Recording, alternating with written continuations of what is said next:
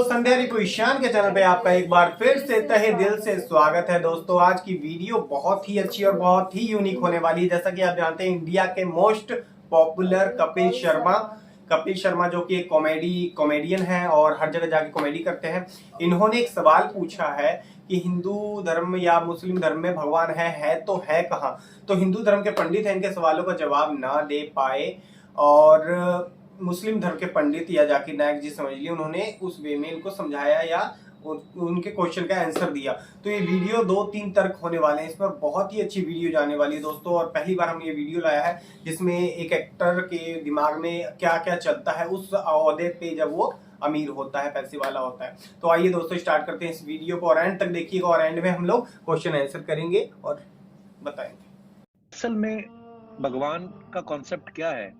कुछ लोग कहते हैं नेचर है वही भगवान है, पर सच क्या है गुरुदेव ने। अस्सलाम वालेकुम मेरे अजीज दोस्तों। मशहूर कॉमेडियन कपिल शर्मा जी का एक वीडियो हो रहा है धड़ल्ले से वायरल। इस वीडियो में देखोगे कि कपिल शर्मा अपने गुरु श्री श्री रविशंकर जी से एक बहुत ही अहम और मुश्किल सवाल किया कि भगवान क्या है, वो कहाँ रहता है, आसमान में या जमीन पर, क्या कुदरत ही भगवान है। तो कपिल शर्मा के सवाल का जवाब देते हुए श्री श्री रविशंकर ने जो जवाब दिया, उस जवाब को शायद ही कोई समझ पाएगा। लेकिन मेरे अजीज दोस्तों, इस सवाल का अगर किसी ने सही जवाब दिया है तो वो एक मुस्लिम स्कॉलर ने दिया है। जी हाँ दोस्तों, जाकिर नायक ने इस सवाल का ऐसा बेहतरीन जवाब दिया कि पूरे महफिल में जितने भी लोग थे वो उन सब ने तालियों से गूंज उठाया माहौल को। दोस्तों, आप इस वीडियो को देखिए और हर जगह शेयर करना बिल्कुल ना भूले और अपनी राय कमेंट में जरूर लिखे कि आप क्या सोचते हैं इस सवाल के बारे में जो कपिल शर्मा ने पूछा और जो जवाब जाकिर नायक ने दिया, उनका बेटर था या रविशंकर जी का। दोस्तों, अगर सच्चे मुसलमान हैं तो इस वीडियो को शेयर जरूर से करें। बस गुरुदेव, एक लास्ट क्वेश्चन तो नहीं, मैं इसको कहूंगा अपनी जिंदगी का, लेकिन बहुत सारे सवाल है। गुरुदेव, लोग कहते हैं ना कि भगवान, जैसे बचपन में हम सुनते थे भगवान तो जी स्वर्ग में रहते हैं, तो हमारे दादा दादी ऊपर देख के कभी प्रे करते थे। कोई कहता है मंदिर में रहते हैं, कोई कहता है व्रत रखो तो भगवान मिलते हैं। गुरुदेव, असल में भगवान का कॉन्सेप्ट क्या है। कुछ लोग कहते हैं नेचर है वही भगवान है, पर सच क्या है गुरुदेव। ईश्वर प्रेम है, वो तुम्हारे दिल में बसा हुआ है। भगवान तुम्हारे दिल में है, प्रेम ही ईश्वर है। और वैसे तुम देखोगे तो पूरे प्रकृति में ईश्वर ही है। आपने बहुत अहम सवाल किया और एक बेहतरीन सवाल किया, और इस सवाल के जरिए कुछ लोगों के दिमाग में जो गलत फहमी वो भी इंशाल्लाह दूर हो जाएंगी, और आपके साथ जो गलत फहमी वो भी इंशाल्लाह दूर हो जाएंगी। आपने बिल्कुल सही फरमाया कि हिंदू धर्म ने हिंदू ये समझते हैं कि जब पत्थर को पूछते हैं तो एनर्जी, आपने साइंस के बारे में कहा एनर्जी है, आपके इसमें एनर्जी, मेरे इसमें, मैं एनर्जी के बारे में बिल्कुल मुझे कोई इख्तिलाफ नहीं है, एनर्जी है। लेकिन ये कहना कि ये एनर्जी अल्लाह है, ये एनर्जी खुदा है, ना कुरान में लिखा है ना वेद में लिखा है। पॉइंट नंबर 1, ये आपकी गलत फहमी है कि ये एनर्जी खुदा है। कुरान में लिखा है कि उसके जैसा कोई नहीं है, there is nothing like it, वलम यकुल लहू कुफुवन अहद, उसके जैसा कोई नहीं है। यही चीज बाइबल में लिखा है, there is nothing like unto it in the heaven above, in the earth beneath, in the water beneath the earth. भगवान के जैसा मुमकिन ही नहीं, कोई भी चीज आसमान में हो, धरती पे हो, जमीन पे हो, ना कंकर, ना पत्थर, ना मूर्ति। वो ही लिखा है वेद में, न तस्य प्रतिमा अस्ति, उस भगवान का कोई अक्स नहीं, कोई पेंटिंग नहीं, कोई फोटोग्राफ नहीं, कोई मूर्ति नहीं। तो ये लिखा है धार्मिक किताबों में, लेकिन धर्म के मानने वाले अपनी आसानी के लिए तब्दील कर रहे हैं। मिसाल के तौर पे आप सपोज बिजनेसमैन हैं, आप एक कंपनी के मालिक हैं, आप एक अपना पुराना उसूल, किस तरीके से कंपनी चलना चाहिए, उसूल से चलते आ रही है। आपके कोई नई मैनेजर आते उसूल को बदल देते, आपके उसूल के खिलाफ काम करते, बोलते क्या ये और बेहतर होगा, इससे मुनाफा ज्यादा होगा। आपके उसूल है कुछ, आपके उसूल होंगे क्या मैं ईमानदारी से काम करूं, आपके मैनेजर के उसूल होंगे ईमानदारी को छोड़ो, पैसे ज्यादा कमाने का। आपको जब पता चलेगा आपका मैनेजर आपके उसूल को तोड़ रहा है, बोलेगा मालिक ज्यादा पैसे मिलेंगे, रिश्वत दो। आप उससे सहमत है? आप बोलेंगे ज्यादा पैसे छोड़ो, मिलते क्या नहीं मिलते, रिश्वत देना हराम है। तो इस तरीके से अल्लाह ताला ने बुनियादी बातें कह चुकी है किस तरीके से उस ईश्वर की इबादत करना। अभी इंसान अपनी गलतफहमियों में अल्लाह ताला खुदा ईश्वर की बात छोड़ के खुद के तरीके से इबादत करने लगते हैं।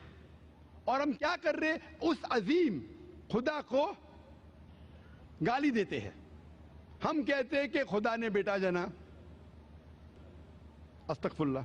हम खुदा को उस मूर्ति में ले आते हैं, जब लिखा हुआ है श्वेताश्वेतर उपनिषद में, यजुर्वेद में, नातस्य प्रतिमा अस्ति, उस ईश्वर की प्रतिमा नहीं है, हम मूर्ति बनाते हैं। मिसाल के तौर पे अगर मैं किसी को मदद करता हूं और अगर वो शख्स मुझे जानता नहीं जाकिर कैसा दिखता है,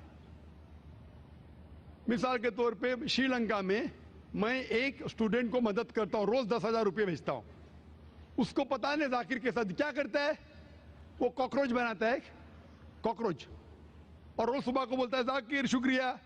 जब मुझे पता चलेगा उसने मुझे कॉकरोच बनाया, क्या मुझे खुशी होगी?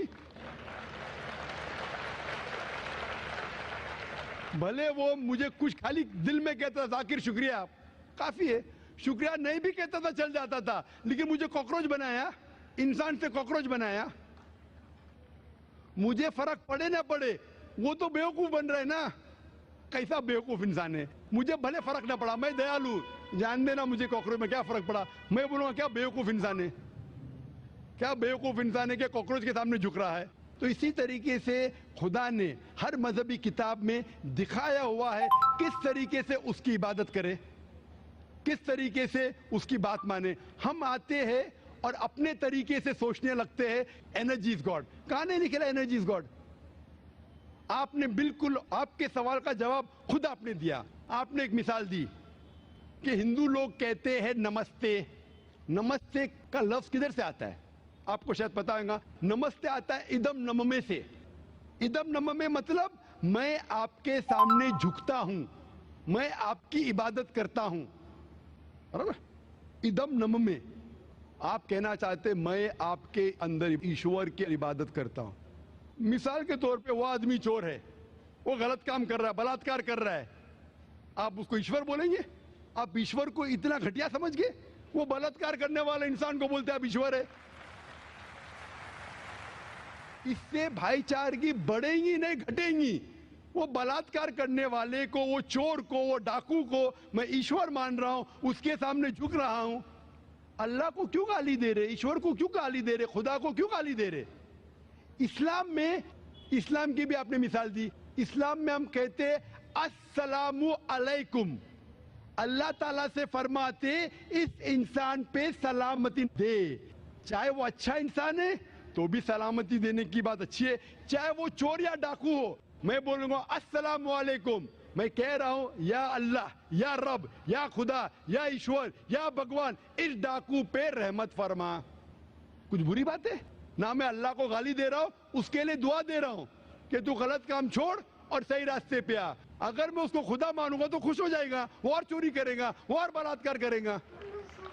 कोई भी धर्म में ही नहीं सिखाता। ये धर्म के मानने वाले अपनी खुद की इजाज करते हैं, इसे कहते हैं इनोवेशन, बिदात। जिस तरीके से खुदा ने सिखाया है कि उसकी इबादत करे, उसी तरीके से हमें करना चाहिए। तब्दीली लाएंगे, हम समझ रहे हैं कि भाईचारा बढ़ेगा, भाईचारा नहीं बढ़ेगा, भाईचारा घटेगा। लेकिन अगर मैं आपसे कहूंगा अवतार सिंह अस्सलाम वालेकुम, मैं अल्लाह से दुआ करता हूं कि आप पे सलामती हो, आप पे अमन हो, आप मुझे बोलो, इससे भाईचारा ज्यादा बढ़ेगा या कहने से भाई मैं आपको ईश्वर मानता हूं और फिर आपकी बात नहीं मानूं मैं? फिर अगर आप मुझे बोलेंगे चलो भाई शराब पीने चलो, चलो भाई लड़की के साथ रात गुजारेंगे, तो मैं क्या बोलूंगा? अरे मेरे भगवान मुझे बुला रहा है। तो ये कहना अस्सलामु अलैकुम मतलब मैं अल्लाह से दुआ करता हूं कि ये इंसान के ऊपर सलामती हो। अच्छा इंसान पे भी सलामती कहना अच्छी बात है, बुरा इंसान पे भी सलामती कहना अच्छी बात है। तो इस तरीके से इस्लाम में जो ग्रीटिंग है उससे किसी को नुकसान नहीं होता है, ना it is hypocrisy, it is the best way of भाईचारा। और कुरान में कहा गया है सूरह निसा में सूरह नंबर 4 आयत नंबर 86 में 86, वह इज़ा हुई तुम, मतलब अगर कोई आपको सलाम देता है तो आप उससे अच्छा सलाम दो, कम से कम उस जैसा, क्योंकि अल्लाह ताला हिसाब रखता है। मतलब अगर आप अस्सलाम वालेकुम कहेंगे, मुझे कहना चाहिए वालेकुम अस्सलाम व रहमतुल्लाह।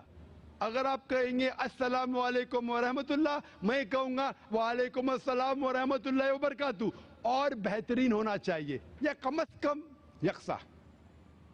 मिसाल आप कहेंगे अस्सलाम वालेकुम, मैं कहूं वालेकुम अस्सलाम, अल्फाज वही है लेकिन दिल से आ रहा है वालेकुम अस्सलाम, इसमें भी जज्बा ज्यादा है, ये भी बेहतरीन है। तो कुरान में लिखा है कोई भी आपको सलाम करता है उससे बेहतरीन सलाम दो, या उससे बेहतर ना कर सको, कोई कहा अस्सलाम वालेकुम व रहमतुल्लाहि व बरकातहू, कम से कम उतना दो, वालेकुम अस्सलाम व रहमतुल्लाहि व बरकातहू। ये तालीमात कुरान में, इससे भाईचारा बढ़ता है। तो गलत तरीके से इबादत करना जो वेद के खिलाफ है, कुरान के खिलाफ है, बाइबल के खिलाफ है, ग्रंथ के खिलाफ है, वो करने से भाईचारा नहीं बढ़ेगा बल्कि घटेगा। तो इसीलिए हम ये जाने ईश्वर जो हमारा बनाने वाला है, हमारा खालिक है, वो जानता है कि किस तरीके से उसकी इबादत करना चाहिए, वो बेहतरीन जानता है। मिसाल के तौर पे आपको डॉक्टर कोई दवाई देता है कि ये लाल गोली सुबह को लेना, हरी गोली दोपहर को लेना, आप बोलेंगे छोड़ो हरी लाल, मैं नीली गोली खाऊंगा। अरे वो डॉक्टर है, वो जानता है। तो इसी तरीके से हमारा खालिक, हमारा मालिक खुदा है, उसकी बात के ऊपर अमल करना। इसीलिए जो इंसान खुदा की बातों पे अमल करता है उसे कहते हैं इस्लाम, मतलब submit, he is called as a Muslim. तो जो कोई अल्लाह के मुताबिक चलता है उसे कहते हैं person who submits his will to God.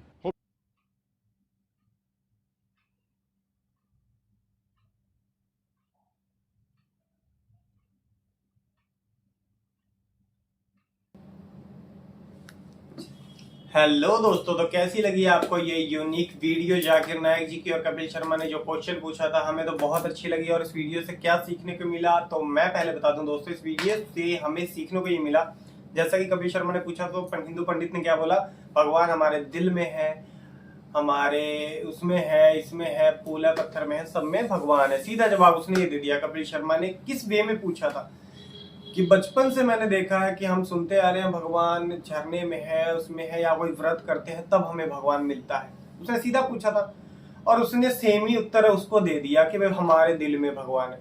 तो बचपन से तो ये भी सुन रहे हैं ना कि हाँ हमारे दिल में है, हमारे शरीर में भी भगवान है, हमारे अंदर भी एक भगवान है। हम बचपन से ये भी तो सुन रहे थे, तो उसने जवाब भी तो वही दे दिया सेम।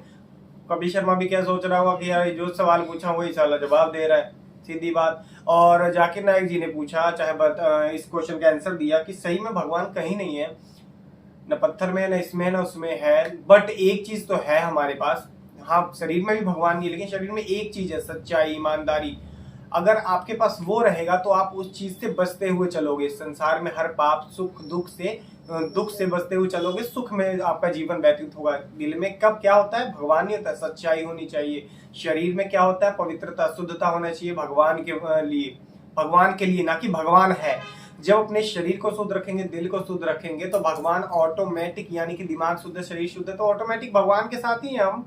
भगवान हमारे साथ है, या मतलब यहाँ नहीं है, हम भगवान के साथ है, यानी हम उनके कर्मों में चल रहे हैं। तो ऑटोमेटिक ही कहेगा यार बंदा ये हर काम से निकल जाता है, गुजर जाता है, इसको कोई परेशानी नहीं आती, भगवान या अल्लाह इसके साथ है। क्यों? क्योंकि उसने अपने दिल मन सबको शुद्ध रखा हुआ है, किसी को गाली नहीं बकता है, किसी को गलत नहीं हुआ है, किसी के बारे ये उपदेश नहीं देता कि जा तू चोरी कर ले। अब भगवान को मान लिया कि दिल में है, मान लिया मेरे दिल में ही भगवान है और मैं जाऊंगा चोरी करने, या मैं उल्टा किसी को बोलूंगा, तो ऑटोमेटिक मेरे साथ कुछ ना कुछ कलेश हो गई। तो बोलेगा इसके साथ तो भगवान भी है, इसके शरीर में, दिल में, तब भी इसने क्या कर दिया। तो दोस्तों समझने की बात यही है, भगवान कहीं नहीं है, भगवान एक जगह है। कहाँ है? सच्चाई में, ईमानदारी में, नेक धर्म में। भगवान ने जो लिखा है उस कायदे पे चलने पे ही हमें भगवान मिलेंगे। आज मिलेगा कोई नहीं, बट भगवान का स्वरूप, यानी कि हम अपनी जिंदगी को अच्छे तरीके से गुजार पाएंगे, वही एक भगवान है, ईश्वर है, अल्लाह है, कि हर दुख और उससे निकाल दे। तो आप खुद आंख बंद करके कहोगे कि क्या मेरी जिंदगी सफल है। भगवान है सही में, कहीं ना कहीं है, और वो दिखेगा भी आपको।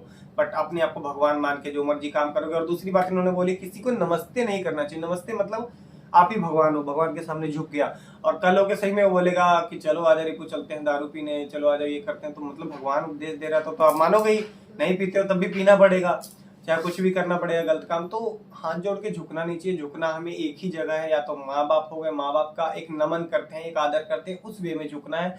और भगवान के सामने तो हम झुकेंगे ही, सर झुकाएंगे, सजदा करेंगे कहीं पे भी, उनको अपने मस्तिष्क में दिल में सोच के, शुद्ध होके, पावन होके।